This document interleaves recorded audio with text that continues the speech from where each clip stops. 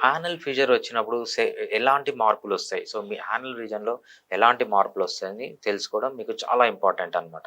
So, ఇది ఏమవుతుందంటే ఎప్పుడైతే కాన్‌స్టిపేషన్ ఉన్నప్పుడు గానీ, ముక్కినప్పుడు గానీ, లేకపోతే సర్జరీ జరిగినప్పుడు గానీ, సో, మనకు యానల్ కెనాల్‌లో 3 పార్ట్స్ ఉంటాయి. Upper part, middle part, lower part అని. అప్పర్ పార్ట్ వచ్చి 15 లెంత్ ఉంటుందనమాట. సో, మిడిల్ పార్ట్ కూడా 15 లెంత్ ఉంటుంది. లాస్ట్ పార్ట్ వచ్చి 8 లెంత్ ఉంటుంది. ఎప్పుడైతే ఈ మిడిల్ పార్ట్, లోయర్ పార్ట్ ఇక్కడేంటంటే ఈ ఏరియాలో రిచ్‌లీ సప్లైడ్ వన్ నర్వ్స్ అనమాట. సోమాటిక్ నర్వ్స్ అంటే సెన్సరీ నర్వ్స్ ఉంటాయి. Upper part of the anal కెనాల్‌లో ఉండవనమాట. సెకండ్ పార్ట్ లేకపోతే ఫైనల్ పార్ట్‌లోనే ఎక్కువుంటాయి.